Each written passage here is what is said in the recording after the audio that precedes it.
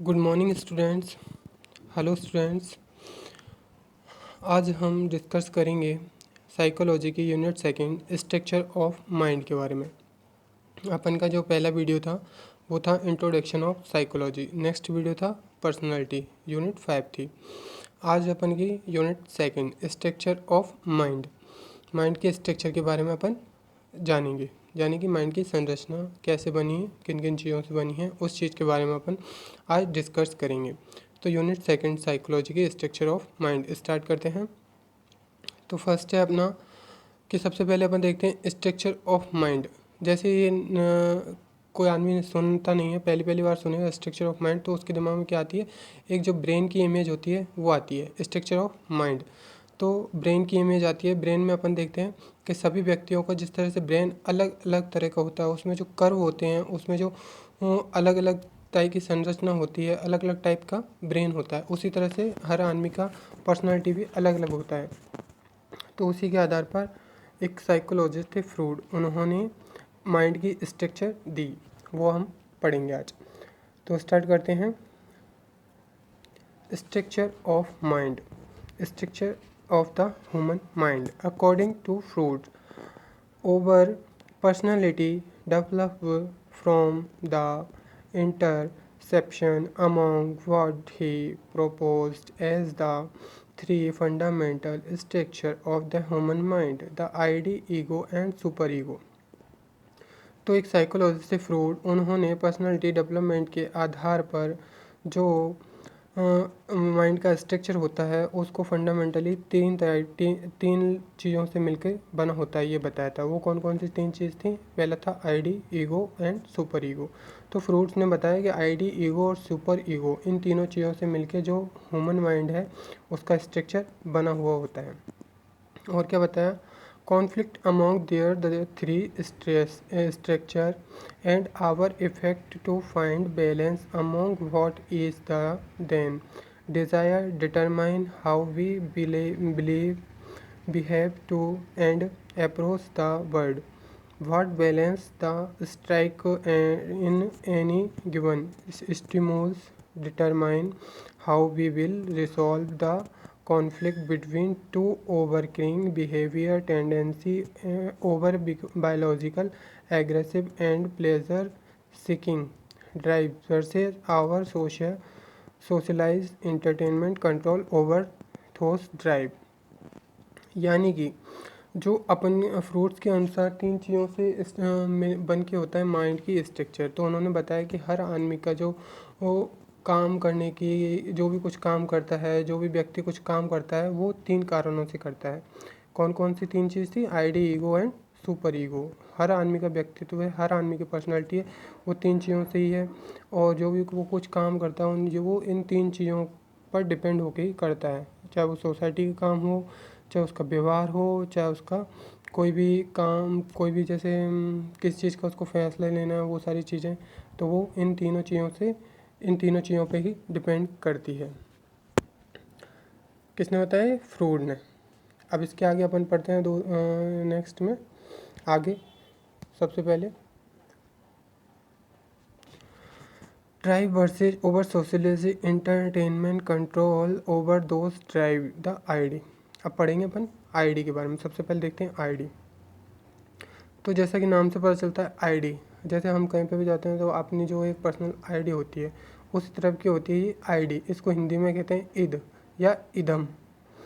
ठीक है, ईद या इदम ये क्या होती है? Primary of three structure in control with gratification. ये पहली अवस्था होती है किसकी? स्ट्रक्चर ऑफ अपन की माइंड की पहली अवस्था, यानी कि आईडी। जो बच्चे शुरू से होते हैं उसके अंदर जो छोटी सी उम्र से ही कोई चीज़ आ जाती है उसको क्या बोलते हैं? आईडी बोलते हैं। कोई चीज़ का मतलब अपनी पहचान करना या अपने आप को प्रेजेंस कराना आता है, वो आईडी कहलाता है। आईडी इसमें क्या है? माइंड क्या ऐसा होता है? अनकॉन्शियस रहता है। अनकॉन्शियस का मतलब एकदम से अनकॉन्शियस भी नहीं कह सकते, तो उसको एकदम कॉन्शियस भी नहीं कह सकते, ऐसा बीच का माइंड होता है। सबकॉन्शियस थोड़ा कह सकते हैं, सबकॉन्शियस इसमें इंक्लूड रहता है। तो लिखा है of basic physical need our and argue and over the entirely unconsciously outside of conscious through. तो थोड़ा for example if you ID walked past a stand eating ice cream, it would most likely take the ice cream for itself. It doesn't know your care and that it is rude to take something become to someone easily. It would care only there you wanted it ice cream. तो इसमें example से अपन समझेंगे इसको कि क्या होता है कि आईडी जो होती है वो आदमी उसमें क्या खुद के बारे में सोचता है, बस दूसरों के बारे में नहीं सोचता। उसका व्यक्तित्व कैसा होता है, खुद के बारे में सोचने जैसा होता है। जैसे कि बच्चे होते हैं, अधिकतर बच्चों में शुरू से जन्मजात से ही ये आ जाती है प्रवृत्ति है, जो आईडी की प्रवृत्ति है वो। तो कैसे आती है, जैसे कि कोई बच्चा है और उसने आइसक्रीम का ठेला देखा और उसको आइसक्रीम का हट करने लग गया कि मुझे तो आइसक्रीम चाहिए, अभी चाहिए, ठीक है। और वो परवाह ही नहीं करता है कि अपन कहाँ पे हैं, क्या है, कोई एडजस्टमेंट है, कोई दिला पाएगा या नहीं, मॉम डैड है, किसी के पास पैसे हैं या नहीं, उसको उन चीज़ों से कोई परवाह नहीं पड़ता। उसको बस आइसक्रीम चाहिए और अभी चाहिए, ठीक है। तो उसमें क्या, उसका माइंड अनकॉन्शियस सही रहता है, उसके अंदर कोई भी मतलब फीलिंग नहीं ज़्यादा, ठीक है। उसको बस अपने आप में डिपेंड, अपने आप में उसको बस अपनी इच्छा पूरी करनी है। तो वो क्या हो गया, आईडी हो गया अपनी। समझ में आ गया। आईडी का मतलब केवल खुद के बारे में सोचना और अपने आप को प्रेजेंस करना या अपने आप को बताना। कोई भी बच्चा है, जैसे रात में उठ गया, अब उसको कुछ चीज़ को उठ के उसने बोलते हैं मेरे को तो अभी चॉकलेट खानी है, तो उसको अभी की अभी चॉकलेट ही खानी है, चाहे वो उन चीज़ों को जानते नहीं कि अब रात को कहाँ दुकान खुली है, कहाँ नहीं खुली है, उसको कोई मतलब नहीं। उसको जब तक चॉकलेट नहीं मिलेगी, जब तक वो कॉन्शियस नहीं होगा या फिर वो चुप नहीं होगा। तो ऐसी प्रवृत्ति क्या कहलाती है, आईडी कहलाती है। इसके बाद नेक्स्ट अपन पढ़ते हैं सुपर ईगो। सुपर ईगो क्या होता है, the super ego is concert with social rules and moral similar to what many people call their conscience or their moral compare. It develops as the child learn what their cultural desire right and wrong. If your super ego worked past and some strength, it would not their ice cream because it would know their dad would be rude. तो super ego क्या होता है, super ego का मतलब होता है वो हर तरह से कॉन्शियस रहता है और हर चीज़ को सोच समझ के काम करता है, ठीक है। वो कहलाता है सुपर ईगो। सुपर ईगो मतलब हर चीज़ को सोच समझ के काम करना। जैसे कोई भी बच्चा है, बच्चा में तो नहीं कह सकते, लेकिन बड़े में जैसे थोड़ा बड़ा हुआ बच्चा, तो उसके अंदर सोच समझने की क्षमता आई। जैसे साथ में जा रहा है, उसने आइसक्रीम मांगी, अपन ने कह दिया पैसे नहीं है, अभी बाद में लेंगे, तो वो सोच समझ गया, समझ लिया मतलब उसने कि पैसे नहीं है इसलिए नहीं लेगा। तो वो क्या हो गया, उसका व्यवहार सुपर ईगो हो गया, यानी कि उसमें सोचने समझने की क्षमता आ गई है, सोचने समझने की शक्ति आ गई। तो उसको क्या बोलेंगे अपन, सुपर ईगो बोलेंगे, ठीक है। वो सोसाइटी के बारे में सोचेगा, पेरेंट्स के बारे में सोचेगा, कम्युनिटी के बारे में सोचेगा, सब चीज़ के बारे में सोच समझ के कुछ बोलेगा। उससे क्या होगा कि वो अपनी इच्छाओं को थोड़ा बहुत दबा लेगा, ठीक है। तो सुपर ईगो में क्या होता है, अपन अपनी इच्छाओं को, जो सुपर ईगो वाला पेशेंट मतलब पर्सन होता है, वो अपनी इच्छाओं को दबा लेता है। किसके वजह से, सोसाइटी और सोशल लोगों के बारे में, कम्युनिटी के बारे में सोच कर, ठीक है, क्योंकि उसके अंदर सोचने समझने की क्षमता आ जाती है। इसलिए अब जैसे बच्चा है, कोई मतलब बड़ा हो गया बच्चा थोड़ा, तो उसको आइसक्रीम के लिए मना कर दी, तो उसकी जो आइसक्रीम की इच्छा थी वो तो दब गई, लेकिन उसने उस चीज़ को समझ के सीख लिया कि अभी मेरे को आइसक्रीम नहीं मिल सकती। तो उसको क्या बोलते हैं, उस टाइप के पर्सन को सुपर ईगो। इसके बाद आता है नेक्स्ट ईगो।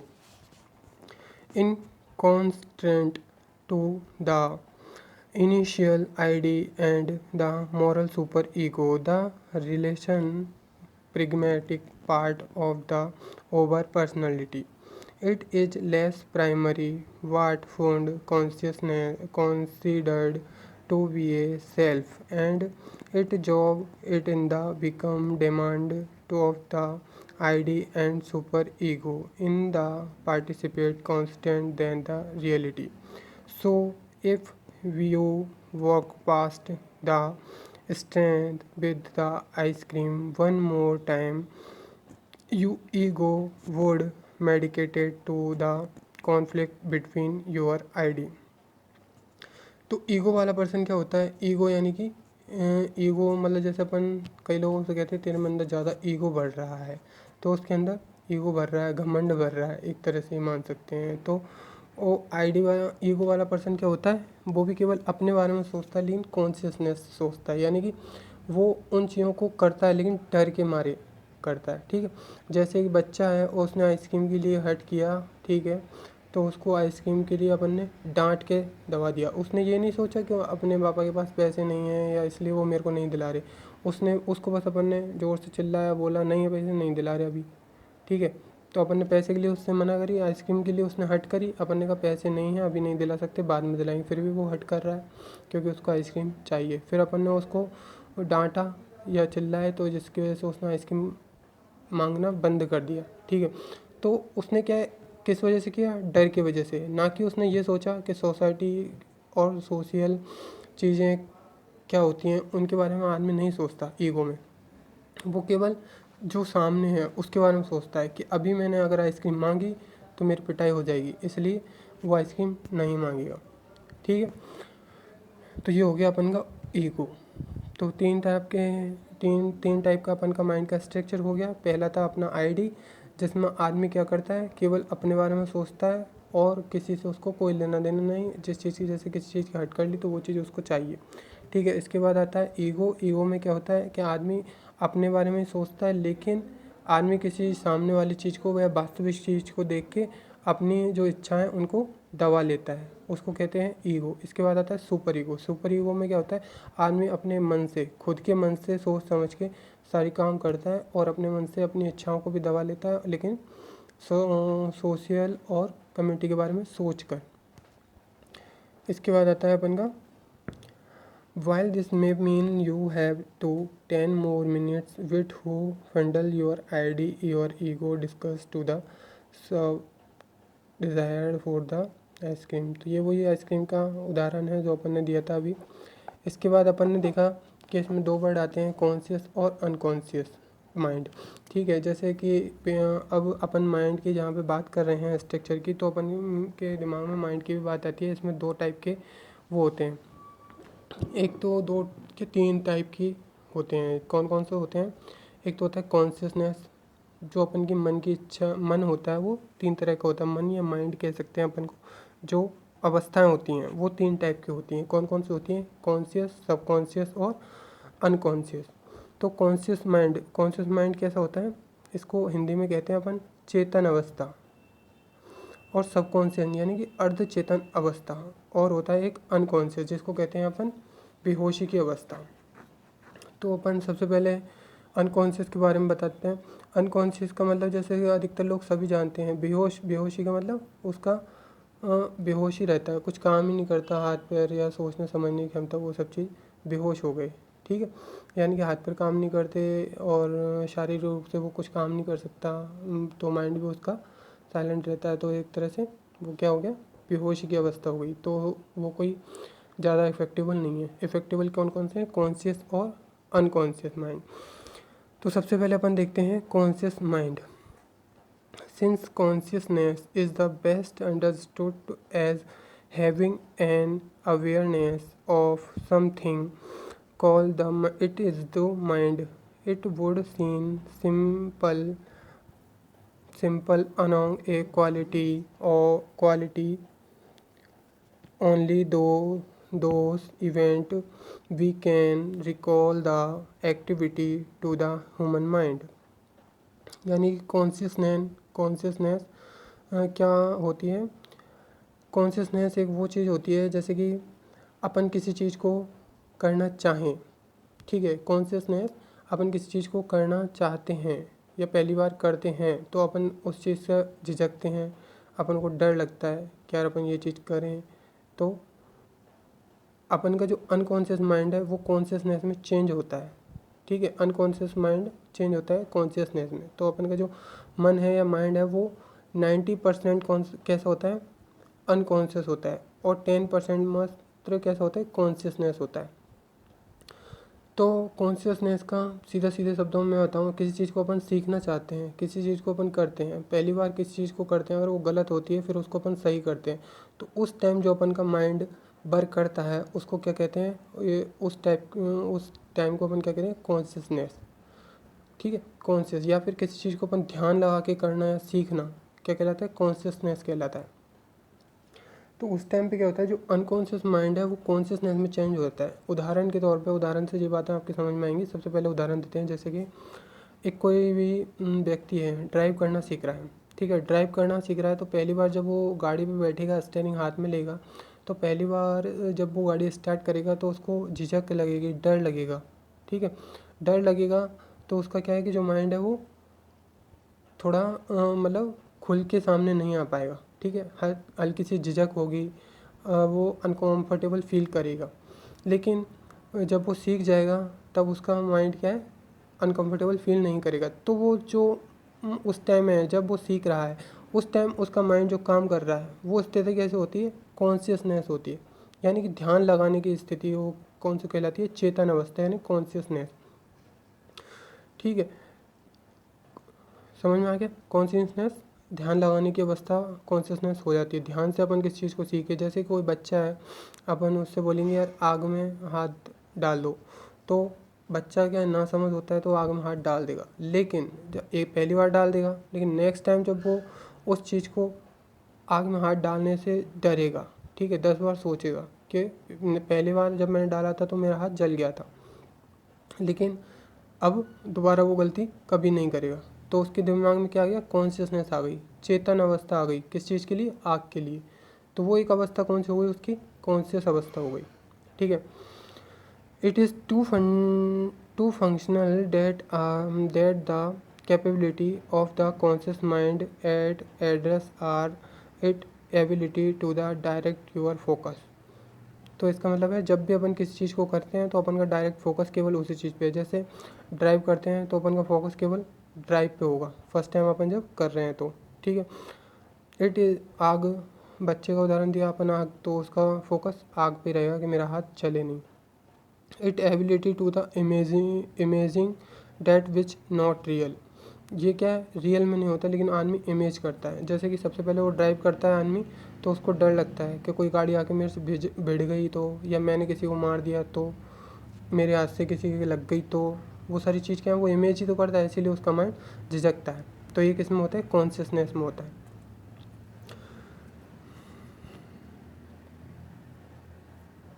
अब आगे बढ़ते हैं अपन, सब कॉन्शियसनेस। फ्रूट्स के अनुसार सब कॉन्शियसनेस कैसी स्टेज होती है, your subconsciousness is the strong point of the any recent moment need to the recall such as the what you. यानी कि अपन जब भी कुछ काम करते हैं या कुछ भी सीख रहे हैं या कुछ भी करते हैं या दोबारा से अपन किस चीज़ को करते हैं, तो वो क्या होता है, अनकॉन्शियस अवस्था में, कॉन्शियस से मतलब अनकॉन्शियस अवस्था रहती है। जैसे कि अब इस टाइम पे अपन किसी की क्लास ले रहे हैं, तो कई बच्चे पढ़ रहे हैं, कई बच्चे अपने माइंड में दिमाग लगा के कुछ और सोच रहे हैं, तो वो कैसी है, उनकी अनकॉन्शियस अवस्था है, ठीक है। अनकॉन्शियस मतलब मैंने बताया आदमी का 90% मन या 90% माइंड कैसा होता है, अनकॉन्शियस रहता है। यानी कि एनी टाइम आदमी, एनी टाइम, एवरीवेयर कुछ सीखता तो है नहीं, मतलब हर टाइम तो सीखता नहीं रहता ना, थोड़ा बहुत हमेशा मतलब कंफर्टेबल रहने की कोशिश करता है। तो वो कंफर्टेबल वाली जो स्थिति होती है उसको अपन एक तरह से अनकॉन्शियस कह सकते हैं, ठीक है। जब कोई आदमी ध्यान लगा के उस चीज़ को सीख रहा है तो वो हो गया कॉन्शियसनेस। और जब आदमी कंफर्टेबल में बैठा है, कंफर्टेबल फील कर रहा है, तो वो कौन सा हो गया, अनकॉन्शियसनेस हो गया। अनकॉन्शियसनेस का मतलब हो गया, वो अनकॉन्शियस नहीं, सबकॉन्शियस। सबकॉन्शियस मतलब अचेतन अवस्था, अर्ध चेतन अवस्था, अर्ध चेतन अवस्था। इसमें क्या होता है आदमी, इसमें ये माइंड और बॉडी एक्सपीरियंस वर्क करते हैं। यानी कि अपन का माइंड भी काम कर रहा है, बॉडी काम कर रही है, बॉडी और माइंड बराबर काम करते हैं, और अपन अपने आप को हमेशा कंफर्टेबल रखते हैं। इसमें किस में, सब अर्ध सब कॉन्शियस में। ठीक है। सबकॉन्शियस माइंड में, सबकॉन्शियस माइंड जैसे अब मैं बैठा हूँ फ्री, अब मेरे क्योंकि जैसे मैं डेली पढ़ाता हूँ तो मैं सबकॉन्शियस हूँ। जब मैंने पहली बार पढ़ाया या पहली बार मैं क्लास में गया या कोई भी टीचर क्लास में जाता है तो वो कौन सा रहता है, कॉन्शियस रहता है। उसकी अवस्था बहुत चेतन रहती है, उसको डर लगता रहता है, झिझक होती है। बच्चे पहली बार क्लास में आते हैं तो वो कॉन्शियसनेस से पढ़ते हैं, ठीक है। और जब वो धीरे धीरे नॉर्मल हो जाते हैं, उनको 3-4 साल हो जाती है तो वो ऑटोमेटिकली धीरे धीरे सबकॉन्शियस अवस्था में आ जाते हैं, ठीक है। अनकॉन्शियस पेशेंट, अनकॉन्शियस वो होते हैं जो बेहोश होते हैं, उनसे कोई अपन को मतलब नहीं, क्योंकि वो अनकॉन्शियस हैं, उनकी बॉडी माइंड कुछ काम ही नहीं कर रहे तो वो अनकॉन्शियस रहते हैं। तो सबकॉन्शियस का मतलब समझ में आ गया। सबकॉन्शियस सिंपल, कॉन्शियस जो नहीं है वो सबकॉन्शियस हैं, ठीक है। और बॉडी माइंड उनके काम करते हैं, वो कहलाते हैं सबकॉन्शियस माइंड। कुछ भी काम को नॉर्मल रूप से अपन करना, जैसे कि उदाहरण अपन ने अभी ड्राइव का दिया था, तो पहली बार ड्राइव किया जब वो कॉन्शियस था, लेकिन जब उसको चलाना सीख गया वो, तो उसको क्या है, उसके दिमाग में कोई भी फालतू इमेज नहीं आई। अब उसके दिमाग में डर रहा नहीं कि मैं किसी से टकरा जाऊँगा या कोई मेरे से टकरा जाएगा या कोई मर जाएगा, तो उसका माइंड एकदम फ्री माइंड में चला रहा है वो। तो वो उस टाइम पे कैसा माइंड है उसका, सबकॉन्शियस माइंड है। इसके अलावा उसके दिमाग में कोई भी इमेज नहीं आ रही है और कोई भी स्ट्रक्चर उसके दिमाग में नहीं आ रहा। उसके बाद अपन बात करेंगे सबकॉन्शियस में। जैसे कोई बच्चा है, पहली बार उसको लगा है आग से दूर, आग में हाथ डालने के लिए बोला अपन, अब उसको आग में हाथ डालने के लिए बोलेंगे तो वो उसके लिए प्रिपेयर हो गया, इसलिए वो आग में हाथ डालने के लिए सीधे अपन से मना कर देगा। उसको डर नहीं लगेगा, लेकिन अब वो दोबारा से देगा ही नहीं हाथ, ठीक है। तो उसका माइंड कैसा हो गया, सबकॉन्शियस हो गया। किस चीज़ के लिए, वो कंफर्टेबल रह गया, किसके लिए, आग के लिए। अब दोबारा से वो जब वो आदमी जो है ड्राइव वाला उदाहरण लें अपन, तो ड्राइव कर रहे हैं, गाने सुनते हुए ड्राइव कर रहे हैं, कुछ पानी पीते हुए, कुछ भी करते हुए, जैसे भी अपन नॉर्मल रूप से ड्राइव कर रहे हैं, उस टाइम में अपन का माइंड कैसा है, सबकॉन्शियस, ठीक है। तो कॉन्शियसनेस तो वो हो गई जब अपन किसी चीज़ को सीखते हैं, तो सीखने से पहले झिझकते हैं, फिर और कॉन्शियस बहुत ध्यान लगा के अपन किसी चीज़ को सीखते हैं, वो होता है कॉन्शियस माइंड। और जब वो अपन उस चीज़ को सीख जाते हैं या वो चीज़ अपन के साथ बार बार हो चुकी होती है, रिकॉल हो चुकी होती है, तब वो क्या कहलाती है, अनकॉन्शियस वाली। तो सबकॉन्शियस माइंड वही होता है जिसमें अपन कोई भी मेमोरी है जो अपन की बार बार आ रही है, कोई भी वर्क अपन ने बार बार किया, वो सबकॉन्शियस माइंड में अपना आता है। इसके बाद नेक्स्ट आता है अपन का लास्ट, अनकॉन्शियस माइंड। फ्रूट्स के अनुसार अनकॉन्शियस माइंड, अनकॉन्शियस माइंड क्या है, the unconscious mind is where all of our memory and past experience. There are those memory that we have repressed through trauma and the that have simply been consciously forget and no longer improvement to has. It is from their memory and experience that our belief, habits and behavior are formed. यानी कि fruits के अनुसार unconscious mind वो होता है आदमी में, किसी चीज़ को उसको पता नहीं होता है ना, तो उसको टाइम का कि क्या टाइम हो रहा है, मतलब एक तरह से बेहोशी की अवस्था, उसका माइंड काम बिल्कुल नहीं करता और बॉडी भी काम नहीं करती। तो वो कौन सा बोलता है, वो कौन सा अवस्था कहलाता है, अनकॉन्शियस माइंड कहलाता है, जिसमें कोई भी व्यक्ति का उसको कुछ पता नहीं होता है क्या कर रहा है, कहाँ से आया, उसकी हैबिट्स, बिहेवियर या उसकी कुछ भी आदतें हैं, उसको कितना भी कुछ सिखाया, वो सब कुछ नहीं है। तो वो क्या है, अनकॉन्शियस माइंड है। एक तरह से मानो बेहोश आदमी को अनकॉन्शियस कहा जाता है। तो ठीक है, ये थी अपन का structure of mind, unit second psychology की। Thank you everyone. और इससे आगे अपन अच्छी अच्छी वीडियो लाते रहेंगे और आगे देखेंगे साइकोलॉजी की। ठीक है, समझ में आया हो तो लाइक करें और सब्सक्राइब करें चैनल को। Thank you.